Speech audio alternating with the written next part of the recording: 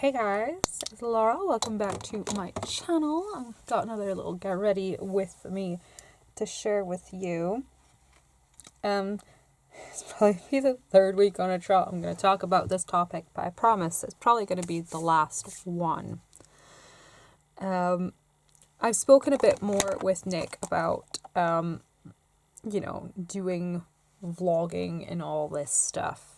Well, not doing vlogging, but like making videos, doing YouTube, doing my blog and writing and stuff. And the more I talk to him about it, the more I'm getting the lack vibe, the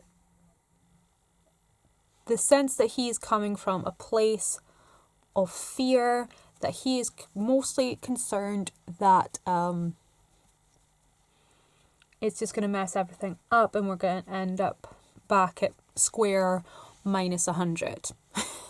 We're not even going to end up at square one, we're going to end up at square minus 100. That's what I get every time I speak to him about it. We have had a few discussions, some of which have evolved into outright arguments because he just will not listen sometimes. And I know I'm being stubborn about the whole thing, but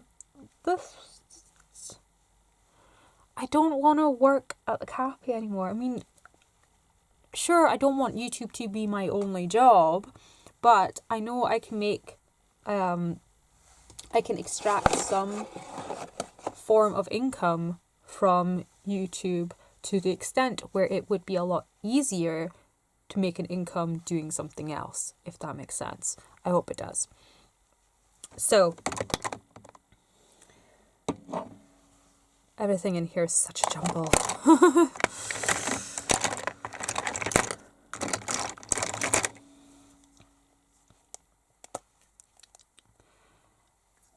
So basically, I managed to get a concrete parameters out of him of what he thinks making it work would take. And it basically boils down to matching what I get from my job and what we get out of benefits, which I get child tax credits and working tax credits. It amounts to about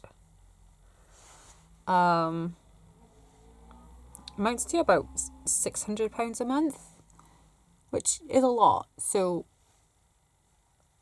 I'm gonna have to make that up, which is always the plan. It's always the plan. But one of his apprehensions about the whole situation is that he was working off the old school idea, the old school concept that YouTube monetization is about £1 per 1,000 views, which as a basis and rule of thumb, yeah, kind of is. That's about the minimum, £1 per 1,000 views, and I worked it out, it's the RPM is your estimated earnings per 1,000 views. And my RPM goes from when I'm haven't been making videos for a couple of months, it'll go as low as like £1.50. But right now, because I'm producing content, it's such a consistent rate and it's been getting steady views. I mean, not to sound ungrateful here, not excessively high views, but stable views. My RPM is as high as £12 some days, and it will fluctuate from day to day. It fluctuates from video to video. I've had some videos where my RPM has been as high as £23. If I, so getting the views is a huge deal. So he keeps fixating on that I need to make back the monetary equivalent of the time spent making the product. So I can't remember what actual living wage is off the top of my head because it's changed and I'm on maternity leave, so I don't know.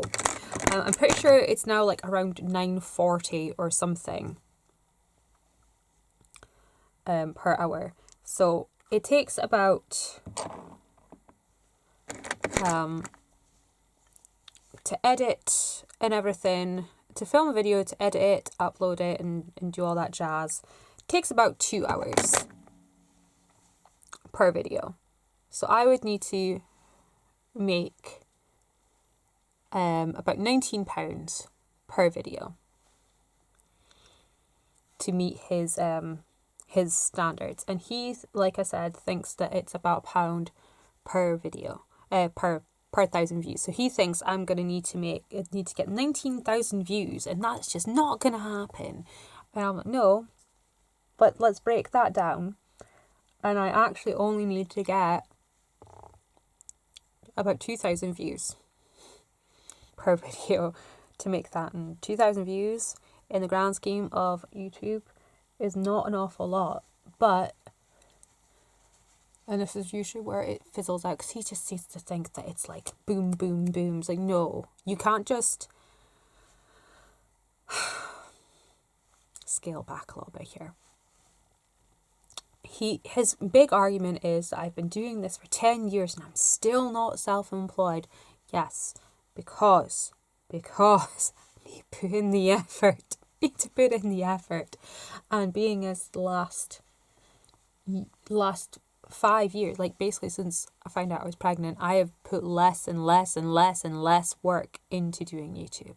So my kickback from YouTube has gotten less and less and less and less. And I can't seem to wrap his head around this concept that you need to build that up. You need to work up at it. Like, the month of June, I'm going to make more in AdSense than I have in the past 12 months altogether. I'm going to make more in AdSense in June than I might have made in the last 2 years on YouTube, because I'm putting in the effort. I'm doing the work. Yes, it's not enough to live on, but next month it'll be more. In August, it'll be more. You can't just expect to put up videos and expect money to just come rolling in unless, I start contacting companies and be like, hey, do you mind sponsoring me? Which I don't really want to do, because I've only ever done one kind of sponsored video before, and it was that glasses company, Firmu, and they basically just gave you like a free pair of glasses, which they're cheap crap. They're actually just cheap crap. I've had 3 pairs of glasses from Firmu, and they're awful. They're awful. I mean, unless you were literally like in a bind and you needed a pair of glasses, I would not recommend them at all. I didn't like how they practice either. Like they send you like a script and everything. I'm like, well, where's my money for this script? You want me to say specifically what you want me to say, and there's no error. There's no leeway for saying anything bad either. So I don't want to be in that position again. So yeah, there we go. I'll throw on some spray.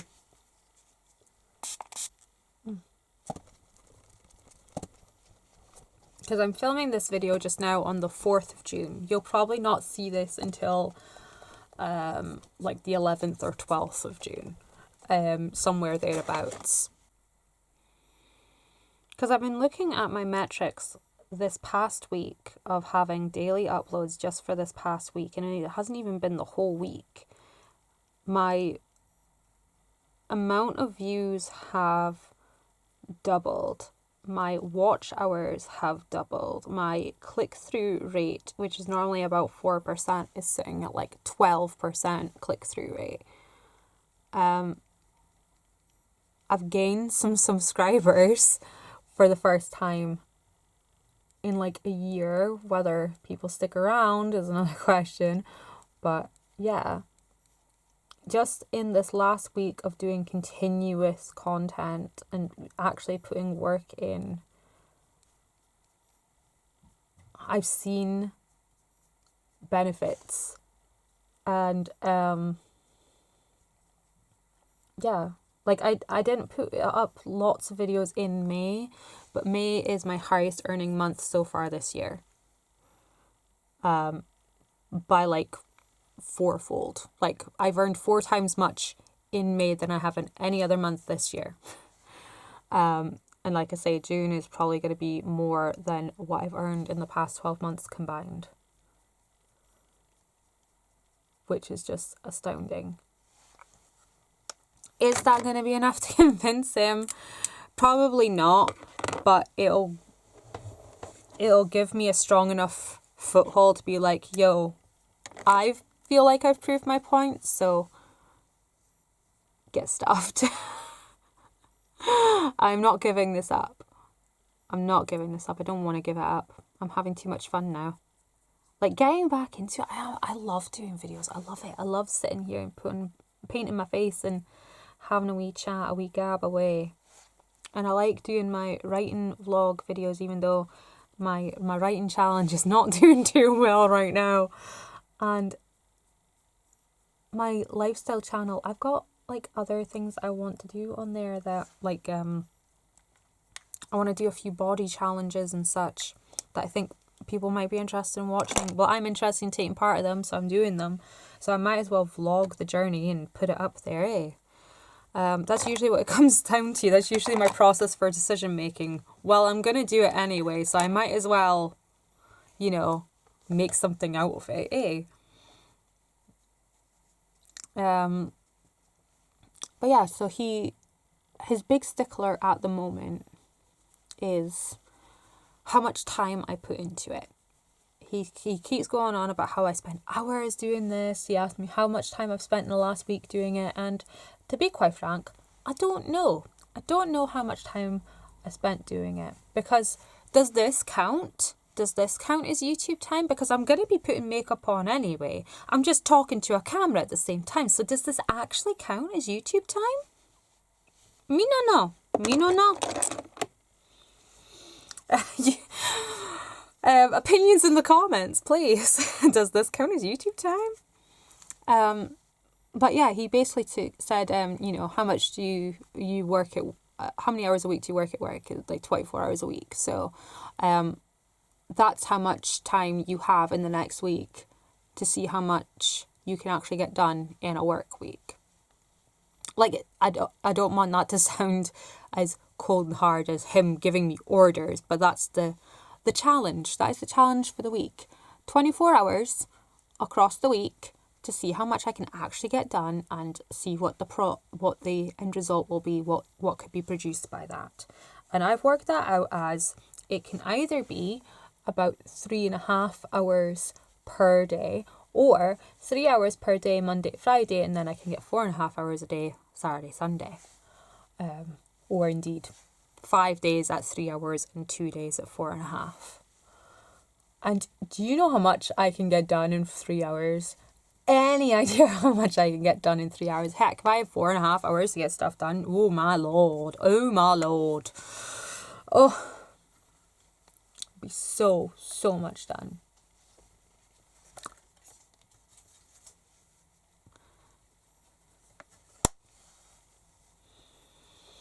But yeah, we seem to be meeting in the middle a little bit more. The more information that I give and the more evidence that I give that what I want to do is feasible, will most likely be successful, the less resistance I'm getting from him. It just needs he just needs something solid.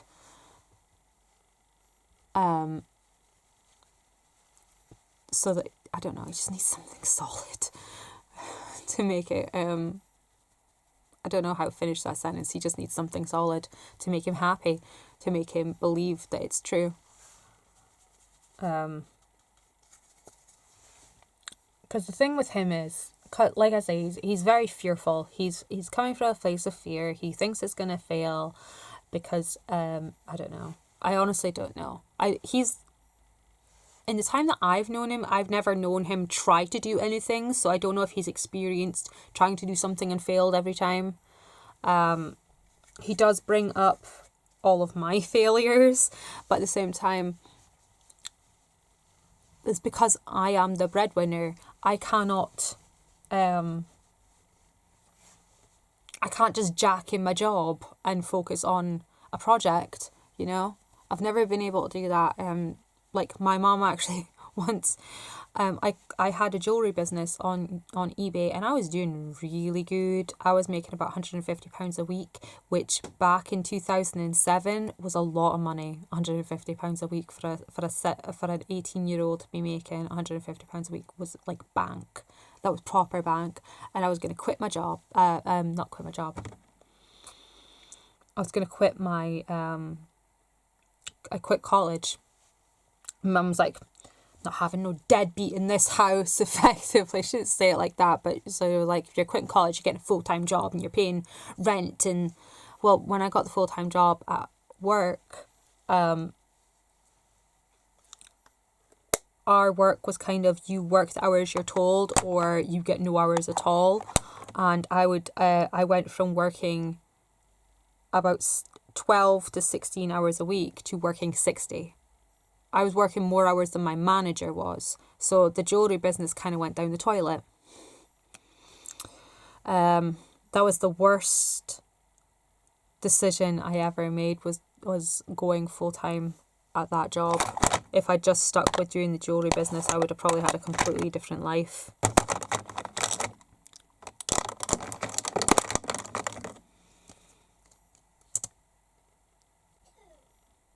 But we won't talk about that because that's looking backwards, and we want to look forwards. Forwards, onwards, upwards, into the future.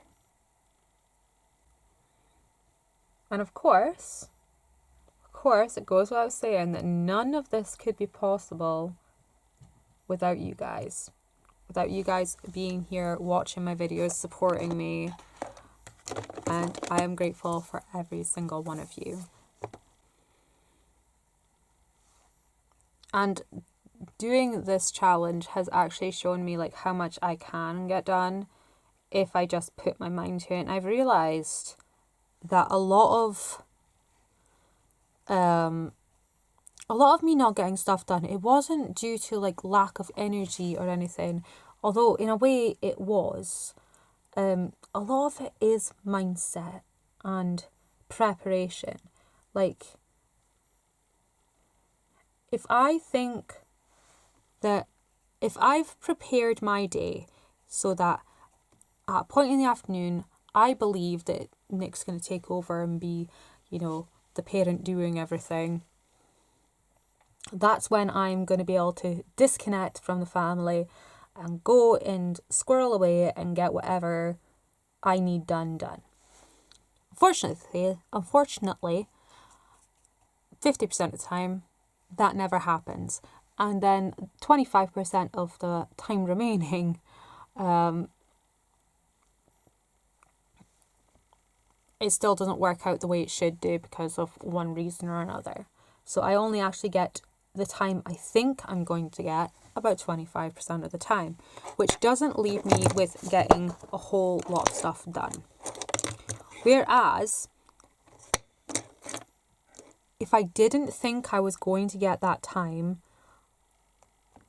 I would plan accordingly and just get things done as and when I can get them done. Be like, you know, this is the time where the kids will be having their snacks so I can get these jobs done. This is the time when the baby's napping so I can get these jobs done. While I'm sorting out the laundry, I can do dictation and get a bunch of blog posts done. And that is just kind of how I'm working forward. And a lot of it actually is intention. There's a book that I'm reading. I'm go get it because it's right there. Oh. This book, don't laugh at the title, please.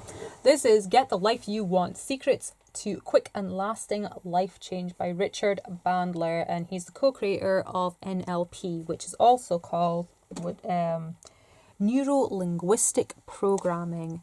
And it's a form of psychological programming that helps you overcome that voice in your head that tells you you're just no good.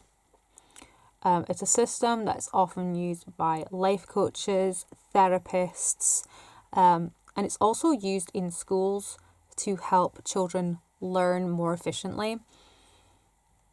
And it's actually been really, really helpful for me. That combined with HB90 method for actually prepping and organizing my goals, game changer.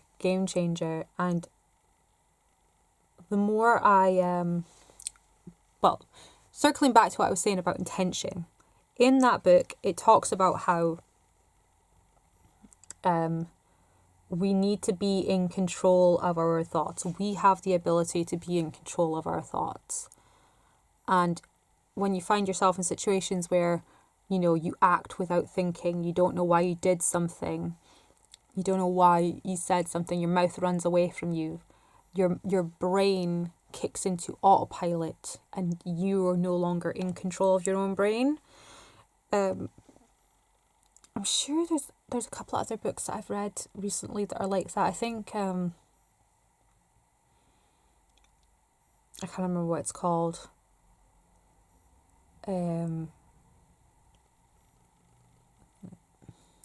Something about now. The theory of now.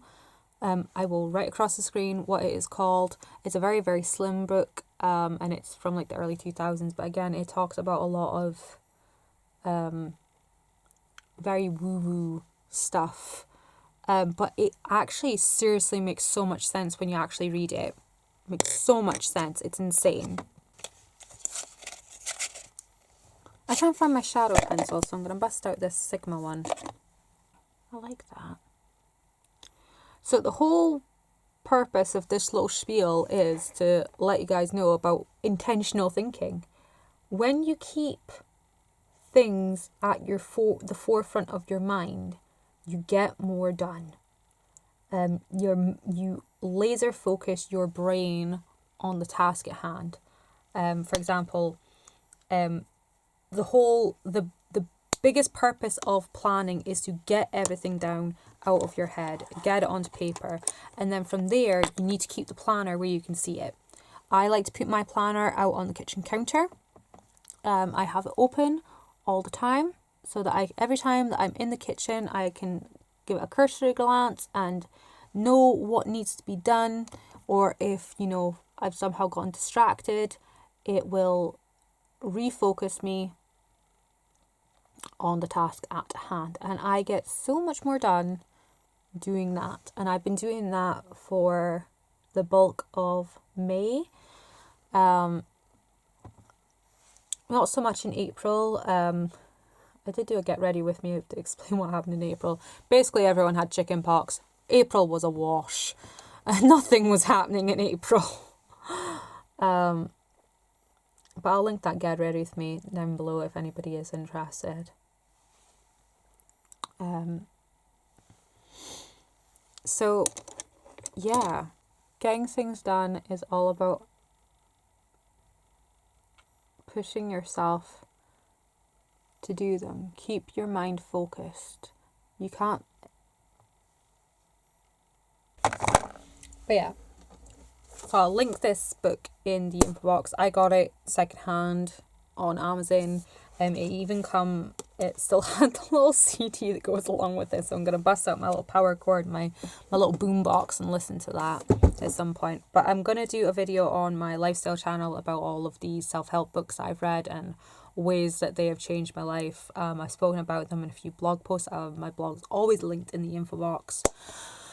But yeah, to summarize, this past week, end of May, start of June has been a banger of a week for me. I've done so much stuff this week. It's insane. I'm astounded myself even. Nick is coming around a little bit. He is a stubborn bull, and I love the man, I do, but sometimes man, You know, sometimes I actually think some points this week, I think he's said what he said just to purposefully light a fire under me. Maybe he thinks that if he pushes me far enough, I will break and actually do it. Just to prove him wrong, because I'm just as stubborn as he is. Yeah, a bit of that tough love action, and I've just been a petty little madam about it. But we've done good this week. There's already like 2 weeks worth of videos uploaded, ready to go. I just need to fill in the info boxes and do thumbnails. Oh, I love this lip gloss so much. It's that Colourpop QT. So nice. What else? I've already planned all my videos for July, and I'm probably going to have them all ready to go before even July hits. And I've started planning August. I'm doing a writing challenge over on my book channel, my writing channel. I will link that in the info box. That is not going so great. But this week might be better. And eventually I will get round to putting videos up on the third channel. So yeah, I am done here. I know I haven't put on mascara quite yet, but I'm going to wait until I come back to film more videos later on. So I will catch you guys later. Thank you so much for watching this video and all the other videos. If you want to share this channel out on your social media, I would be more than grateful. It would be so amazing if you could. And I will see you in my next video. Thanks so much for watching. Bye bye.